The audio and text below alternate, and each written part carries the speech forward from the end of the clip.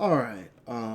It is me, Franklin, or Blasphemous Black, and I've got a couple people who are interviewing here today, like I mentioned before, and today we're interviewing a person I know as a friend here in the community, known him for a couple of years now. But you guys might not know him, so I'm gonna ask him some questions here regarding Frosties. I'm joined by Limy or Connor. Hello. Hey man, how's it going, man? Doing good, man. I'm doing all right. All right, so there's a couple things I wanted to ask you. We're not going to get too personal here. We'll do player spotlights when we get some more time to do that later on here. But Frosty's just happened, and you had quite a performance, right? Yeah, I actually ended up winning Virtua Fighter out there. Yeah, man. Virtua Fighter V, right? The new one that came out. Is that Yep. the only game you had entered? No, I had also entered Melty Blood, and I got close to getting into Top 96 for that, but after Virtua Fighter on Friday, Ultimate Showdown, the new one that just came out, that was on Friday after Saturday. It's like Saturday, I just want to just relax and just play some games. So Yeah, not so upset about Melty. That was just support the game, right? New game came out. right. And I know that's it's pretty amazing feat. I hear Virtua Fighter is hard game, or complex in its own way. But you say you won the whole thing. You got first place. Yes, I got first place. Ran through one of the only people actually that I saw in the bracket that didn't have any DQs. I had a first round bye for my seeding, and then I actually had to fight all of my opponents That to that's get there. that's amazing. Yeah, I saw that too. Someone was telling me that you ran through the bracket. I'll have to get the results here and post it up. But you didn't drop a game. Red, yeah, no, everything was 2-0, 2-0, 2-0 until finals, and that was 3-0. That's godlike, son. Yeah, Um, so like it's pretty hype, man. And did you go with anyone? no. So I was going to go with you and a few other people, Yeah, but most of them, unfortunately, bat down because of COVID or right. for new job opportunities that opened up. But there I wasn't the only person from Austin there. We also had Tommy Two Step there and Glasses and a few others. Yeah, I'm trying to reach out to those people as well. We should have them, here. We'll see how many of them I can get to in time. My other question to you was, obviously, like you mentioned, the COVID thing. I was one of the people affected by that. There's several others. But thank you for representing the city, man. When you were there at Frosty, did you feel that the event was kind of lacking hype, or I guess what I'm saying is, was the did you did it feel like COVID took all the fun out of the event? I mean, I know you have the win, right? But outside of that, you still there for the remaining day. How was it? Actually, I think the opposite happened. Funnily enough, I think because it had been so long since we had an event like that there was a lot more hype. And we had CEO that came up in December that I also went to, and I think that one had the same thing going on where people were so tired of not being able to meet up in person for these things that every time something happened, the crowd went wild on everything. I think the energy was actually really high despite COVID being there. I think a lot of people were just really excited that they could go out and be offline and contribute to the community part of the FGC. So I think the opposite happened. I think more people were excited, even though there was still COVID. Nice. So yeah, I heard you mention in there, CEO. Is so this isn't your first major. You've been to majors before. Yes, I had mostly been to local majors near me down in Texas or Louisiana, and originally in 2020, Tombo Brave was going to be my first major out of state one. Unfortunately, that did not happen because of COVID. So CEO was actually my first quote unquote major outside of Texas Showdown. Okay. But Frosty was my first one up north. Nice. And so in any of those other majors, I don't know. I know Virtual Fighter's kind of new here. Kind of came out in a tough time. Was this the first bracket you've played in? For a major? Yeah, for a major. No.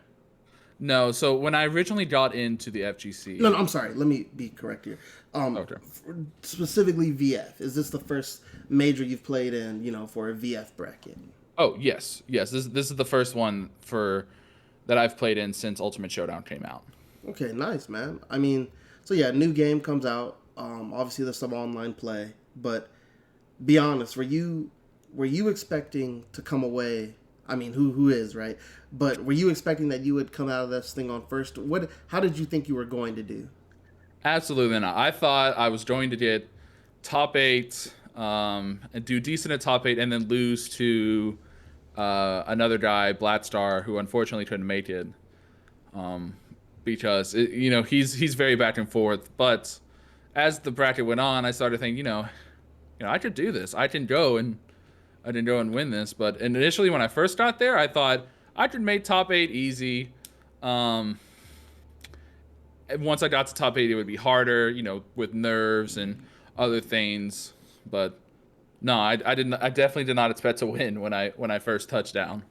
Well, man, I'm glad you did, and part of the reason I wanted to reach out and do these interviews and conversations is if anyone from my city, whether it be Austin, because I'm here now in Texas, or any of my Arizona friends, whenever we link up, people always know me, and they know how I get at these majors and events. I'm always loud and cheering for my friends, and Hmm.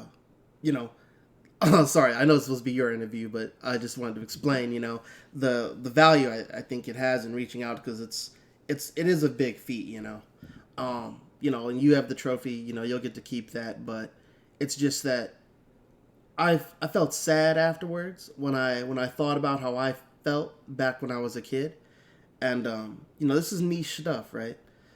So Hmm. it's like I thought about when if you ever played a sport game, anytime you score and you look in the bleachers and you know that there's no one in those bleachers that's there for you, and that feeling was something I was like, no, I can't let these players who go through all this, go through COVID, catch this flight, go to this event, put in all the time and effort because you've been practicing the game for a long time, right? Hmm. Yeah. Just to piggyback off something you said. No, I totally agree. I know that feeling of you want to be there for people whenever they do well, people you care about. You want to be there when they do well so you can celebrate with them. And I'll admit it was surprising the reality I was when I won, and Right, no right. one that was in the crowd was there with me, But Yeah, no, I know, man. but I know that you can definitely still feel the love though. You know that people back home are rooting for you. Yeah, man. But yeah, it's you want to be there. You want to be there with them, and if your friend does something well, you want to let other people know what your friend did. I totally get that. Yeah, exactly, and that's what I'm saying. Especially because I imagine you've been practicing in order to perform like that forever, right? That's kind of what I was getting at. Is it's one thing to have won it, but it's also that it's more than just getting the victory, right? Like in order to get to that point, I always say, um, fishing or trying to achieve a goal, and I reference that active fishing, is one of the most intricate things. People always see the guy with the fish in his hand. You sit there and you hold him the trophy, the prize that you got. Hmm. But what a lot of people don't realize is every bit of prep work that went into getting to that point. And that's just I've seen it because you come out to the reset, you're playing the game. You compete in online brackets too, right? Yeah, yeah, I do compete in online brackets occasionally. Yeah, so you've been getting out there, man, and I'm glad we're able to bring it home. I look forward to seeing you play at other majors, and is there any other major on your mind that's coming up, or the next big event you plan to go to? Definitely Combo Breaker. Combo Breaker is the go-to for me. That was going to be the first bid major I'd gone to, and I was taken from COVID. So I'm Yeah, definitely going to that. Outside of that, I always make an appearance at Texas Showdown whenever I can. of course. They're not going to have my game, but I still like to go support my friends. Just I like watching a bunch of other games too, and a lot of my friends are gonna go, so I want to be there for them for that. Right. But I would say Showdown, Tetsu Showdown, Combo Breaker, maybe KITX if it comes back this year. Yeah. Well, that's good, man. I saw Rick is starting to, some bubblings. He's talking about looks like some announcement he's got coming in February. So, we'll see what he's got for Combo Breaker. But I thank you for your time, man. That's really all I had for you today. No, thank you. Thank you for doing this. Yeah, man.